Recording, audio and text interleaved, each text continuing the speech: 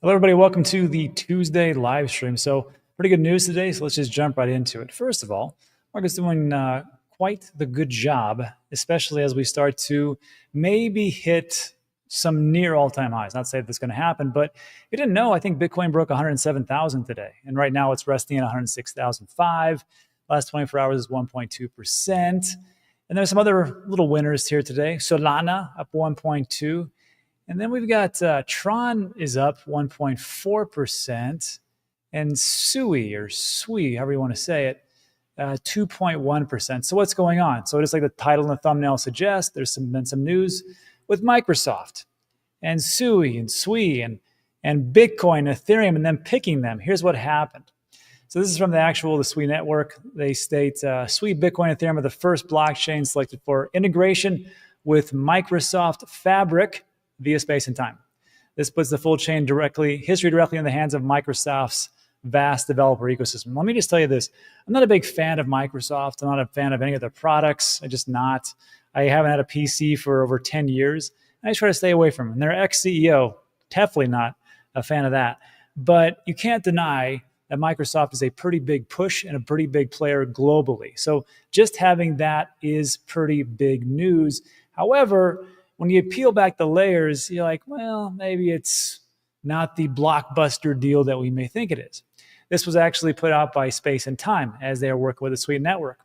Just announced that MS Build Space and Time Index blockchain data will be integrated with Microsoft Fabric. As part of the integration, Microsoft developers will be able to access Space and Time Index data from SUI network and, of course, Solana and Bitcoin.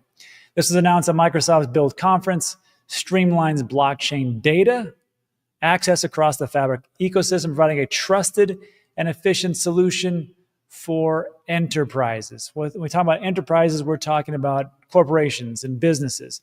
And whether they choose to make that a walled garden or open access in a decentralized manner is up to them. But it looks like they're just looking for the data and what the blockchain is with Bitcoin and Ethereum. Obviously, they can't change Bitcoin, but they can use parts of it also with Ethereum and SUI. This is to leverage insights around on-chain activity directly with their applications. And this is another statement. We're thrilled to expand our collaboration with Microsoft to provide verifiable blockchain to enterprises. This integration enables a wealth of new data-driven use cases across financial services, Web3 apps, and AI to be just much more. So essentially, Space and Time, which is a blockchain for ZK proofs, which is backed by Microsoft's venture fund, which you know what that is. Those are VCs. And they're going to be using it. So there's a lot of integration and a lot of things that are going on. That's great. Is this like the blockbuster thing? Like you're going to go and get a new PC and be like, oh, I got Ethereum on here. This is awesome. Or I got SUI. No, that's not what's happening. Behind the scenes, they're going to use it. We'll see just how big it is. And honestly, I'm sure it'll be big. I'm sure they'll do something. But how many times have we been promised a lot of different massive integrations and really didn't move the price too much? However, when you get news like this with Microsoft, or you get it something like with Tesla or with Google or something else, the big names do move the market.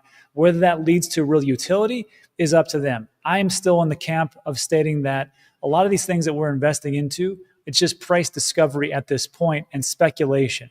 If the price goes up, great. Then we take profits. If the price doesn't, well, we're floundering. And you can see this if you just take a look at the past of the altcoins, and if they've hit their all-time high, and they haven't, there's always a new darling of the cycle.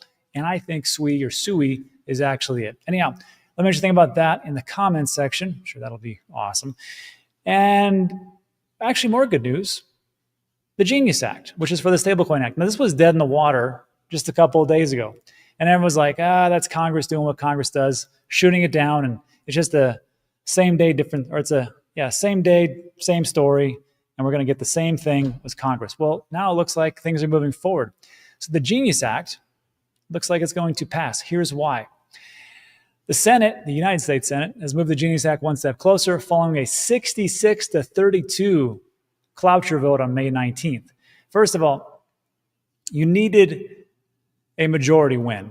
And the last one, they were massively unrepresented, and they didn't receive near a majority vote. Now they went 66-32, and it looked like 12 Democrats came over to the Republican side. So the vote signals rare bipartisan support, which is true because Democrats and Republicans seem to hate each other for some reason. I don't know. Over a dozen Democrats joined Republicans to move the bill forward after weeks of negotiation. Here's what happened. It had resistance, mostly from Democrats, and they cited this. It sucked at consumer protections. That's what they say, not me. Lack of accountability for corporate issuers and ethical exemptions for political figures like the Donald. So they don't like him, and they're going to put that information in. And people right now are saying, well, that's good because Donald can't get everything he wants, and it's going to, really layer up his empire. Gotcha. So now it looks like they went to the drawing board and everybody's happy. Lawmakers from both parties made concessions to address consumer rights, transparency in political influence, ethical guardrails for tech companies. Everybody's happy. Everybody's joyous and having a great time, except for Crypto Karen, which that would be Elizabeth Warren. She states, there is no excuse for Congress to pass a crypto bill that will turbocharge Trump's corruption. Make no difference of how much it's going to help with not only just stabilizing the US dollar, but to actually grow it globally as everybody can use stable coins throughout the world without needing any type of remittances and other type of payment services. They can just put that on the blockchain. Never mind that. It's all about one guy. Just side note, Elizabeth Warren still hates crypto and digital assets, and she's trying to get her Democratic compatriots to join her. She did that last time, and they lost a bunch of seats. So if she keeps doing it, I think the same thing's going to happen. Let me know where I'm wrong in the comment section. That's how I see it. And there was one other, on the flip side, Senator Bill Haggerty states this: the Genius Act skyrockets the U.S. with a digital payment framework with the fastest rails possible. If you've ever tried to move money across the world, you know what he's talking about. It will ensure U.S. dollar dominance. Customers will be protected. The demand for U.S. treasuries will balloon to the tune of more than $1 trillion. I like that. What's a trillion among friends? And innovation in the digital asset space will thrive in the United States going forward. And this looks pretty good. So what's the next steps? Because we've heard this as well. Here's what happens next. So the Genius Act, framework for stablecoins, cleared the vote yesterday, 66-32, securing enough support to move toward a final floor vote. Since only a simple majority is required for final passage, the bill is likely to pass, given that bipartisan support demonstrated in the procedural vote. Senate final vote. The Senate will schedule a final vote on the Genius Act, given the 63-2, which includes 16 Democrats. That was 12. Flipping their support if concessions are made, passage is almost certain. Then it has to go to the House. If the Senate passes the bill, it will move to the House of Representatives for consideration. The House has its own stablecoin bill, which is called the Stable Act. This is exhausting, which is also advanced out of committee. The House may either vote on the Senate's Genius Act solely or reconcile differences between the two bills through a conference committee to produce a unified version. That's going to take time. Once both chambers agree on a final version, the bill will be sent to the president for approval or veto, and Trump is going to approve that. There's not a chance, an HE double hockey sticks, that he will veto that. So it's going to pass. It's just going to take time, and hopefully it happens at the right time.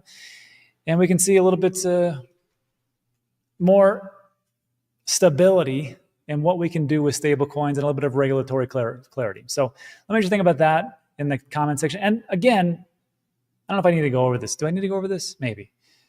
So why am I so big on stable coins? Not because I'm a big fan of America, because that's my home country, but it's also good for, I don't know, if you're investing in the rails, say of like a Tether, which has Ethereum, and then I don't know what the heck is, Aptos, Tron, Near Protocol, Kava, Silo, Ton, and I'm pretty sure Solana. Oh, Avalanche and Solana, excuse me. And that's like 63% of the lion's share of stablecoins. And USDC has pretty much the same thing with some other ones in there. So if you've invested in some of these, you're probably going to do really well. Just saying. Anyhow, that's that. And I'm pretty happy. And speaking actually of Tron, now that we're on this subject, I know some people hate Justin Sun. And some people, I don't know if people love him, but they do think he's entertaining. I think he's wildly entertaining. This guy's got a black belt in marketing. He just put this tweet out today: honored to support Trump, essentially, the President of the United States, and grateful for the invitation from Get Trump Memes to attend President Trump's gala dinner as his top fan. As the top holder of, I can't believe this is happening. As the top holder of Trump, I'm excited to connect with everyone, talk crypto, and discuss the future of our industry. Look, I know what you're thinking, and you're right. The Trump coin was a disaster. It was a black eye for us. And it really did show that it doesn't matter how high of a level you're at, you can still have corruption at the highest level. Let's call a spade a spade. That Trump coin, there was a ton of insiders. They got a bunch of information, and they screwed over retail. There's no two ways about it. However, if you didn't realize that meme coins were gambling by now, well, I can't help you. So when I see something like this with Justin Sun, I'm like, hey, man, whatever you want to do, as long as it doesn't screw over too many people. But there is something interesting about Sun, and I wanted to talk about this, which we've been talking about this for like the last 4 weeks, I think, maybe 3. See how Tron here is number 10? Market cap is 25 billion. Only needs one more billion to pass up Cardano, and it'll be number 9. I don't know about Dogecoin, but it is interesting that, and this is why I give respect to Justin Sun, because, you know, Tron's been around, gosh, how long has it been around? Let's take a look. Let's max out here. Wow. It's been around since November 12th, 2017, when it was 0.00, a fraction of a penny. And now it's 26 cents. And it topped at over 42 cents, I want to say. Yeah, roughly. And now it's down to 26 cents. And it's up, of course. It's been around a long time. And as we were talking about the future of finance, you know, Cosmos and stuff like that. And then we had, BitConnect. I remember that. And then, of course, we had all the different centralized exchanges. And just think about all the different cryptos that you may have heard of or maybe invested in that have collapsed. And Justin Sun and Tron has gone through probably the most brutal bear markets when everything was collapsing and the roof was coming down on top of us, and he's still number 10, or his project, I should say. Why is that? Well, they did a smart thing. And Tether on Tron, Tether, number 3 with market cap as far as stablecoin. Now, as far as like market cap of all crypto. They ponied up with Tether, which is the lion's share of all stablecoins. And they're like, look, we want to make things cheap and easy, and that's what Tron's here for. And Justin Sun, good for him, marketer, we said, sure, let's do it. And they've been running ever since. But today, Tether on Tron surpasses 75 billion, tops all stablecoin activities, and it just flipped Ethereum. So I know people love Ethereum and they say it's very stable, and right now it's very cheap. Tron's not too bad. So actually, I don't think I just said one thing here. Tron DAO announced today that the total circulating supply of Tether on the Tron blockchain has surpassed 75 billion, once again making Tron the leading network for USDT. I always like how they segment on-chain data analysis, because you can pretty much make things whatever you want it to be, which is true, but you got to actually do your own research, right? So take a look at this. This is from app.artemis.xyz. I really need to put this in the comments or in the description so you can verify this stuff. Let's do this right now, because I'm going to forget. All right. Artemis. There we go. Save that. And then there's this one, DeFi Llama. Because I don't want anybody to say, well, I can't verify it. There you go. There you go, big guy. Anyhow, so stablecoin supply by token. And we can just take a look at which one has the lion's share. As of May 12th, I guess that's the most up-to-date data, Tether has 151 billion USDC, and again, 63%. It's probably more now, but that's the lion's share of all stablecoin activity. USDC is only 25%. And you can see how it's grown, how it's ebbed and flowed. That's been pretty stable, I guess. Actually, it was 70% on November. And now we're looking at 63. So there is a little bit of market share being lost. So we know that Tether right now, as of today, is the lion's share of all stablecoins, right? Got it. And now we come over here and we say, okay, this is USD value of stabilization and circulation. We're taking a look here and we're like, hey, wait a second. Ethereum is at 125 billion, and Tron is at 74 billion. I'll be damned. Someone's lying to me. No. This is for all stablecoins. This is what I like about on-chain data, because they can kind of make it work whatever they want it to do. Check this out. Go over to DeFi Llama, take a look at Tron. Where'd that 75 billion come from? Oh, I see. It came from right here. And this, see right here, it says USDT dominance, 99.22%. Most of what Tron does, almost everything, besides USDC and any other kind of janky stablecoin that's out there, 99.22% is where they put everything. Tron. That's where the 75 billion comes from.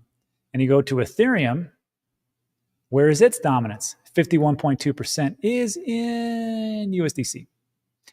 So, or excuse me, USDT at $62 billion. So again, 75 billion, 62 billion. That's just in Tether. Now, out of all the stablecoins that are out there, yes, Ethereum does do well. And before anybody says, but Rob, you gotta understand, because it's Ethereum layer 1, what about layer 2s and how great they are? Great question. Now, Hyperliquid. Arbitrum's a layer 2.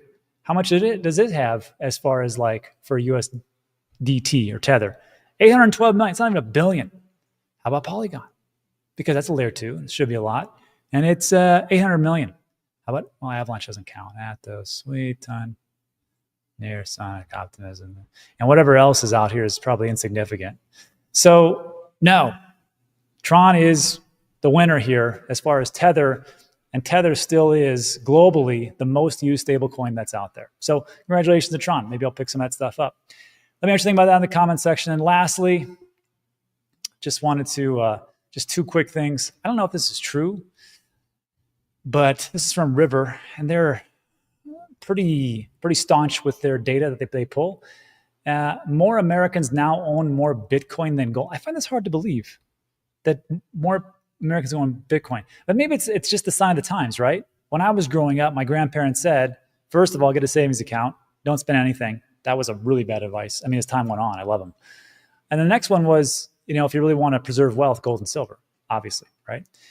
I never listened to them until I got into a Roth IRA, and then I owned gold. But I wonder if that's just how it is. It's just much easier to buy Bitcoin. You have ATMs, you have online exchanges, you have Robinhood, you have things that have been around for quite some time. It's digital. It's you can use it as a medium of exchange. You don't have to give somebody a gold coin or something crazy. And everybody talks about it in the news as opposed to like the old-fashioned gold and silver. So maybe this is true. And I wouldn't doubt the analysis, but it'd be interesting to see the other side of it. Also, speaking of Robinhood, lastly, this is interesting. Robinhood cements SEC proposal to regulate tokenized real-world assets, aiming to bring Wall Street on chain and unlock a $30 trillion market. And now you have to ask yourself, what chain is that going to be on? And we just already talked about all of them. That's it for today. So look, if you like today's video, give it a thumbs up, consider subscribing. Everybody talk about it's time sensitive. Now we can get into a little Q&A, answer all your questions. We'll go from there. Hey, everybody. This is amazing. This is amazing if true. James says, what about Near? Near's, it's a great project. Ilya Pelushkin, I think is, I know I said his name right. I'm pretty much nailed it. Great guy, great team, doing a lot of things with AI. They have a close connection with NVIDIA. And I know they're pushing the boundary, and they have a couple of apps that are done really well. Price doesn't move. It's just one of those, it's like Chainlink. Chainlink's a great project as well. And again, this is why my thesis is for altcoins is that, what the heck is this? The thing with altcoins is that it's all about speculation, and it's all about, okay, what can it do? And then as it sits around for such a long time, people are like, oh, that's what it does? That sucks. I don't want to invest into that. We're always looking for the next great thing that can take off like that. And we're looking for this utility, but they're like, there's limited utility. Maybe we don't really need it. Or maybe people just get bored. I can't really figure it out. But Near, I got a lot of it. I like it. I like the team. Where the heck did it go?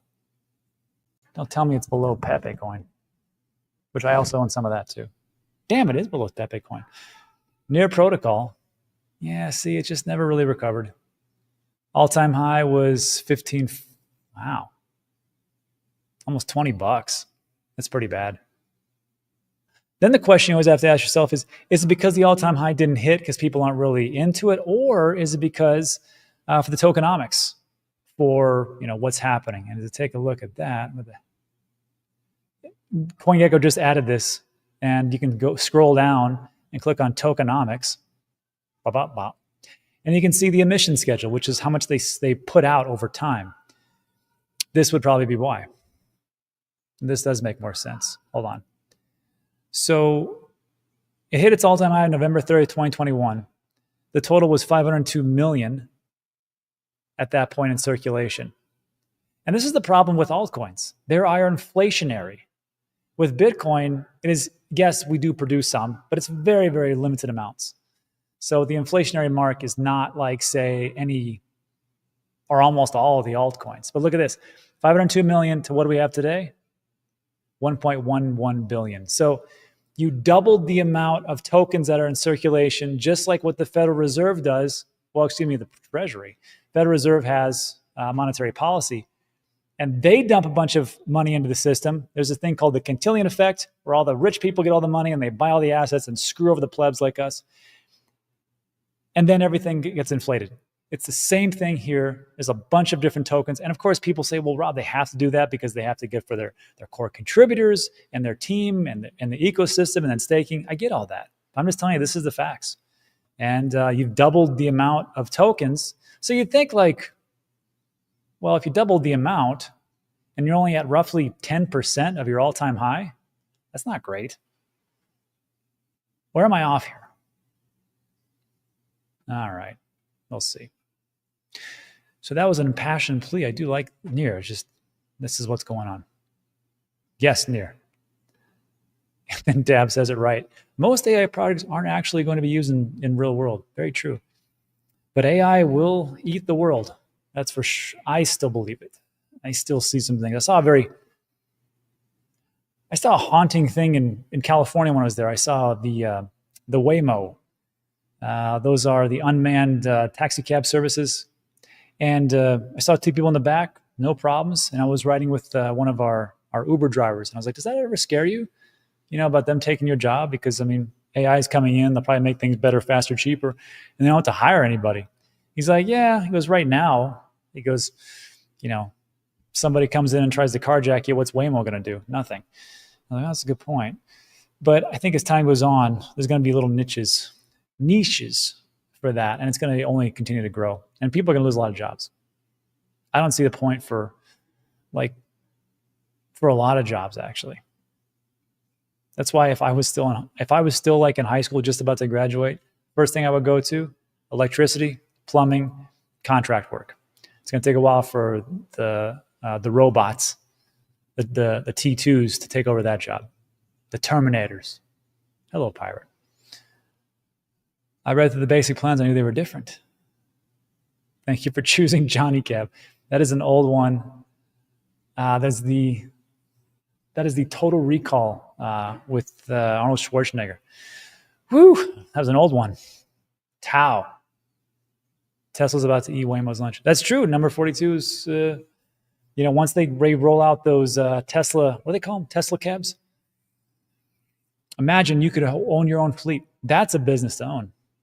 Meme says carpentry. Yeah, contract service, all that great stuff. Total Recall, baby. Great movie. The original, not the remake. Skilled trades are safe for now. True. Oh, CME Group just launched XRP yesterday. Biggest service marketplace in the world. Normally channels just keep talking about Bitcoin. True. How's XRP doing as far as price action? Let's take a peek. I know you're in it for the tech. I got you. And it's down 1.1% in 24 hours, 7-day 9%. But in 30 days, it is up 13%. So that's good. I mean, you could have done better. That's okay. I like XRP too. Hopefully they work out. I will tell you that Brad Garlinghouse, he put a tweet out and said that Cynthia Lummis, senator from Wyoming, they originally had a meeting and then she refused to meet with them. Then she said that they're not going to reschedule and she doesn't want to essentially meet with anybody head of Ripple and XRP. And Yeah, let's see how that goes over. Pretty kind of funny. Jake today, robot repairman. I don't know. I don't know if that can actually happen. I've seen a robot that can already slowly hang drywall. Yeah. I've also seen robots that can make 3D printed homes, and they look pretty good. Except if it's kind of like living in a mud anthill. But I mean, apparently it's really great for insulation. Artist says, we already have terminators. They're called drones. They're named AI drones flying in Ukraine now. Yeah. The world of warfare is going to look a lot different as time goes on. That's why I pray we do not go into wars any more than we actually have to, which I don't see any great reason right now. Yeah, Arnold's still looking good, And that's a guy that kept himself in shape for a long time. I mean, and I don't know if you ever watched the documentary, but he did take steroids, but only for the Mr. Olympia. I mean, some people take steroids now, or testosterone replacement. So, whatever. Can I trust Justin Sun? No, you can't trust Justin Sun. You can't trust, anybody. You can't even trust me. All the stuff I told you could be just a big flaming lie. And the only reason I'm talking about it is to pump my bags. So I can dump on you. So I can dump on every single one of you who's watching this video. I hope they don't clip that. But that's true. So everything that we talked about, that's why I put in Artemis and I put in DeFi Llama so you can verify this on-chain data and just take a look at it. No, you can't trust Justin Sun, you crazy. But if you take a look at what Tron has done, how they partner with Tether and the things they're moving and actually staying in the top 10, something to consider. Let's see. Yeah, Babylon. It's a little concerning that we do have so much good news and alts aren't doing much. I'm worried too many people got burned last bull run to get back into the market again.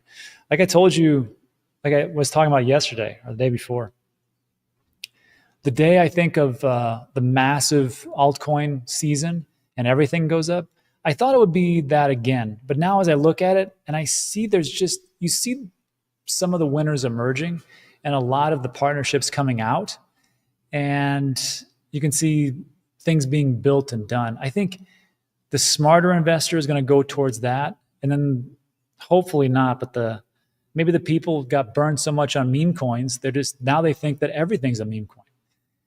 And they look at it and say, okay, well, does it do anything besides being called fart coin or whatever?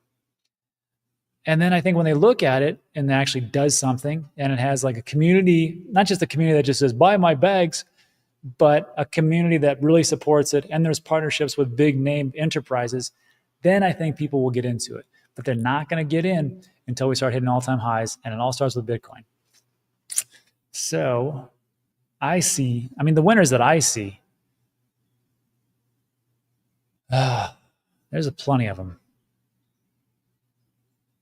But eventually, what will inevitably happen is that either some of these projects, even the top 50, or the top 30, they'll collapse.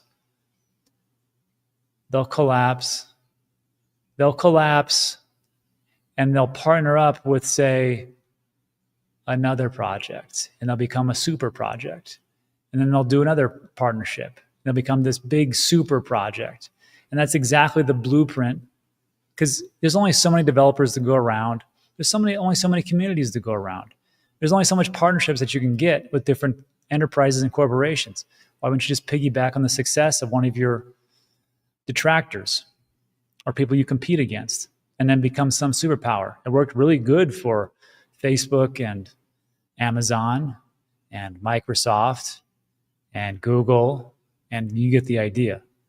So that's where I think things are going. Okay. Let's see. Loomis's son-in-law is a Bitcoin maxi, Will Cole. So is Peter Schiff. Well, it's not his son-in-law, it's his son. Oh, speaking of which, Peter Schiff is going to be talking at the Bitcoin conference. I cannot wait. It's going to be so packed to watch that. Everybody's going to boo him. But I got to tell you, that's a ballsy move. I might stand up and salute him. I'm not for sure. That's pretty good. Peter Schiff coming to speak at the Bitcoin conference to tell us how much Bitcoin sucks. That's going to be great. Or maybe he's going to come on and say, you know what, I changed my tune. Bitcoin really is awesome. I was wrong. Sorry, everybody. Then everybody will love Peter Schiff. That would be not on my bingo card. Exit liquidity. Meme coins are good short to invest. Oh, hey, look at this. I got there's this new thing that StreamYard on screen. So I can actually put in all of well, I'm supposed to be able to, all the comments that people are putting in. Just put in a random comment and it'll pop up. As I go through that, let me find some comments. Everyone is trying to replicate strategy by creating treasuries. There are no Solana and ETH specific treasuries. Very true. Dave Flowers, these are two good ones to hold. Random. Thank you, J2 Day. I think Avalanche is the sleeping giants. Facts. Let's go SUI and Sol. What are your thoughts on Tau? A friend of mine, Steven, over in Puerto Rico, seems to really like Tau. And he really is pretty much saying like it's the best thing of all time. You got to take a look at that. Boy, this new tool sucks. So I don't know if you guys can see it, you who are listening only, which is a lot of you. That's how I actually consume most of the YouTube videos. I just listen. There's this little, I guess, like window, somewhat semi-transparent, where all the different new comments that are coming in just pop up. But it's very, very tiny. I don't understand why it's like that. Let me see. Style? I can't really change that. Well, that's kind of lame. Let's see. Random 666. Well, at least I can still do that. That's going to get the chant fire up. Thanks, Laser Eyes. Thanks for coming here. Laser Eyes. That's good. I remember those times.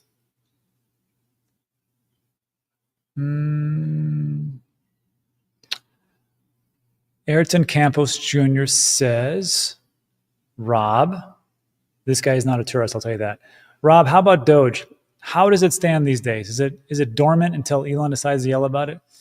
No, I mean, if you take a look at Doge, and first of all, I never bet against Doge. I personally have Doge in my portfolio because it just seems to do good things. Does it have any utility? No. But Doge was the first meme coin. And it is a fork of, well, it's a fork of Litecoin, which is a fork of Bitcoin. And it was a fork of Lucky Coin. This was all the way back in 2013 or 14. I mean, it stand the test of time. 22 cents. Let's see. How was it done over the past, I don't know, year or so? Not too bad. Just like everything else. It was at 16 cents. It went all the way up to 46 cents. Wouldn't you like to 3x your money? Wouldn't that be great? Let's say you went all in around here at 10 cents or 12 cents. Now let's go back. That's kind of ridiculous. Actually, it's not, because this is when I acquired most of my Doge, when it was boring and no one wanted to do anything. 2022, mostly towards 2023. Yeah, 8 cents, 7 cents. I mean, you who have been with me through the bear market, you know what I used to say about the bear market. This is where everybody gets rich. And everybody would call me a loser, and I'm a moron for saying that, but it was true. This is usually when you accumulate, and prices are low, and eventually it'll turn around. The question is which ones will turn around? Well, most of them have. And if you go into stuff like, just Bitcoin, even though it doesn't do as much, you're still protected. That's why 75% of my portfolio is it. But then I do a bunch of altcoin stuff here and there. And I just will tell you, just don't bet against Dogecoin. X has been getting money transmitter licenses for all 50 states in the U.S. And they're talking about how I want to say it's June. It's either Q2 or Q3. I know it's going to happen in 2025, where they're going to get payments on X or Twitter.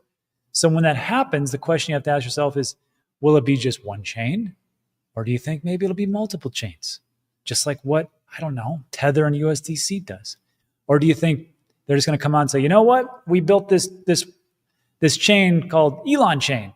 That's all we're going to use. Sorry, losers. I don't think that's going to happen. I think they're going to choose a couple of chains. They're going to put them together, just like what USDC and USDT do. And then you'll get a bunch of overnight millionaires. Essentially, that's what's going to happen. Anyhow, just random thoughts. Do you own Monero? Very, very little.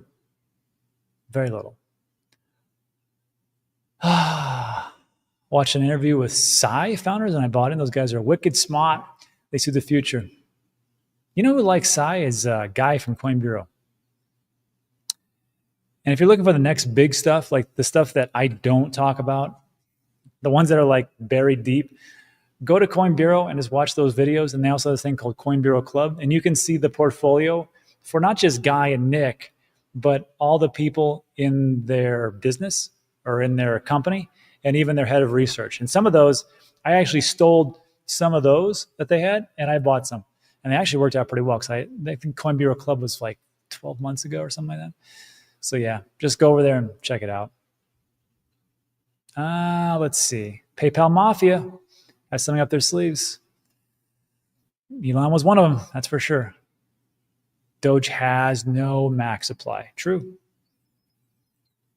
Still going. Any thoughts on Matic? I'm severely hurt that it's underperformed so much. Shh, thank you. I own way too much Polygon. It's okay. A lot of us did too. Buying the bear for sure. Goodall's hard combine or exchange liquid. It's true, Simon. Simon's right. You look at a narrative and you're like, well, this one does pretty well, or this one has great TPS, or this one has a great community, or this one has great connections and partnerships, and this fizzles out. That's why I say, like, you know, if you want to be safe, you do mostly Bitcoin, because that's going to probably go up for quite a long time. And if you want to gamble, you got to spread your money around, because any narrative can, I mean, I remember, and I think you guys all remember, how great Luna was supposed to be, which was built on Cosmos. Luna was the future of finance, and you know, Do Kwon could do no wrong, and it was awesome. And then he had SBF and FTX and the FTX token, and they couldn't do any wrong because they had their what was it? They had their fingers on the pulse of crypto, and they knew what everybody wanted and needed, and that just collapsed. Just like most businesses, you know. 50% of small businesses will collapse within 5 years. I'm surprised that some of these altcoins are still here. I think the only reason they're here is because no one wants to sell. Community, aka bag holders. Let's see. Rob, do you believe in SHIB this bull? Maybe 3x? Sure, why not? It's hard to buy when something is down 100%. It's very hard. You know what's even harder? It's to sell when something's up like a 5x or a 10x. And for some of you, that's what's going to happen. So follow the rules. Try to take some profits along the way. Yeah. Marty says, I was so close to getting FTX, so what I missed out. Curve looks like a pretty good one. It's been around for quite some time. EOS with a dash of salt. EOS just had a rebranding, so we'll see what happens. And then, what a great way to end it. Let's see. Mike Novogratz. If you think that you've got it rough, just remember that you're not Mike Novogratz and you don't have a tattoo of Luna on your left shoulder. Life's good. Anyhow, that's it for today. Like and subscribe. Thanks much, everybody. See you tomorrow. Have a great rest of your day and get outside. Touch some dirt or sand or grass or snow, whatever you're at. The markets will be here when you get back. All right, everybody. Adios. Have a good one.